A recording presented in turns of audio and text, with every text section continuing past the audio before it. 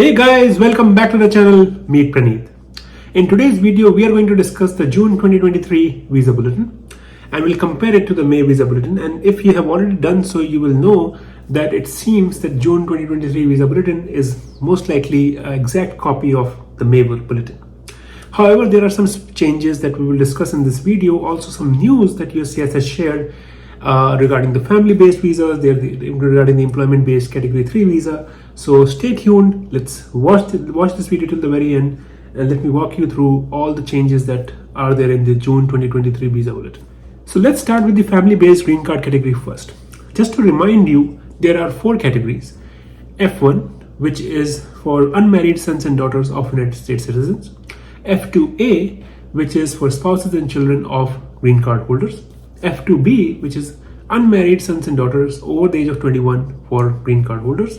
F3 is for married sons and daughters of United States citizens. And then finally F4 is brothers and sisters of United States citizens. And now if we look at the final election date, and there would be, on your screen, there will be 2 graphs or tables would be coming on your screen. And if you just walk through that, it seems that for F1 there is no change across the board. Everything really seems exactly the same as from the May Visa Bulletin. For F2A, again, it's across the board same. F2B, nothing changes. If you go through it, it looks exactly the same. For F3, nothing changes overall. For F4, nothing changes overall. And so for family-based Visa Bulletin, it seems there is no change in the June Visa Bulletin from the May one. Now if we scroll through the employment-based category, and let me bring the tables on your screen so that we can see what exactly has changed. So if I start with the employment-based first category, no change across. Still, the final election date is 1st February 2022. If you go for employment-based second category, it seems there is no change. It seems exactly the same. For employment-based category 3, it seems again there is no change. It looks exactly the same. Even for the other workers, and fourth category, it looks exactly the same. The thing that has changed is if you look to the category EB5, it seems that India has retrogressed by at least an year. So earlier the date was 1st June 2018. Now it has moved to 1st April 2017. So now let's talk about the news. So in the May Visa Bulletin, USCIS mentioned that there could be further retrogression in EB1, 2, and EB5.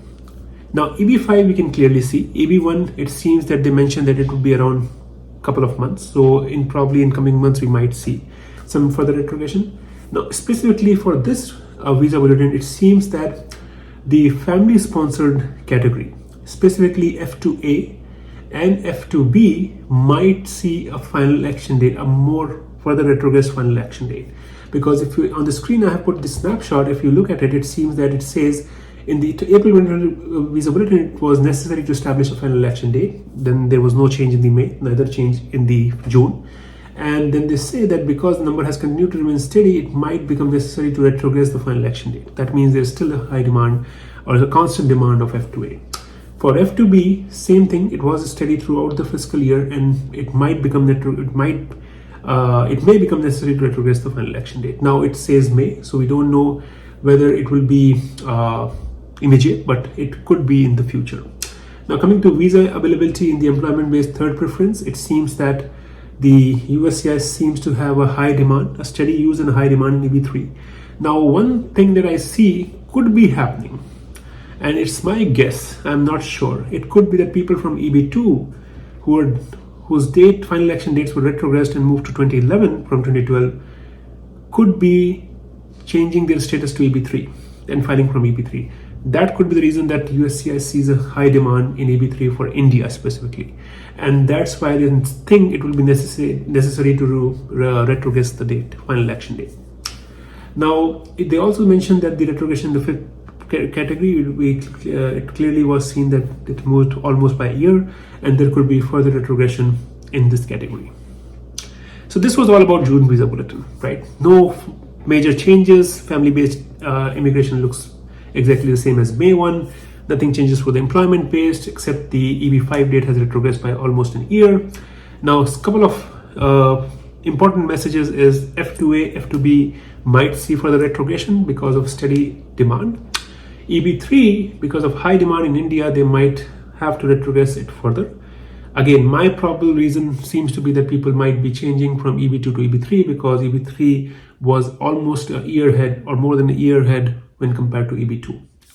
Now, the other thing that they mentioned that EB5 might also see a retrogression further because there is a high demand in India.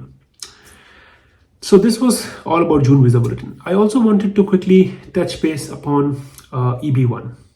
Now, a lot of people have this question that what happens if I file EB1, EB2 and EB3? Or let's say, to simplify it, let's say you have already filed your EB2 case and you have a priority date, you have an approved application, right? And then you start working on your case, you gather evidence and you file an application to the uscis proving that you have all the requirements and you basically deserve EB1. But let's say, assuming United States Citizenship Immigration Service denied your case. So people have this doubt, what will happen if my EB1 application is denied? Would my EB2 will also be revoked? So friends, that's not the case. You can file as many applications as you want with uscis. You can file EB1, 2, 3, all at the same time. It doesn't matter. What matters is individual application is individual case, and uscis only looks at that case when they're taking a decision. So if EB1 is not approved for you, then that doesn't mean your EB2 would be revoked. You can still use your EB2 application. In fact, if your EB1 is, let's say you get a notice to deny or you get a rejection, you can reapply, probably seeking another, let's say, working hard on your application, or maybe just retrying and seeing if another officer takes a look at the case and they think that you might deserve EB1. But yeah, that's a different story altogether. I just wanted to clarify this doubt. And I know you guys really like the EB1 myths busted video, and I'm going to bring a part 2 of that video very soon. So I'm working on it. I'm trying to find all the other myths that I've come across recently, and I will try to bring them and expose them in front of you. And that's it. That was the video. It's a very short video. I just wanted to make sure that you have all the news from the June Visa Bulletin, and also a little bit about this clarification of filing in multiple categories.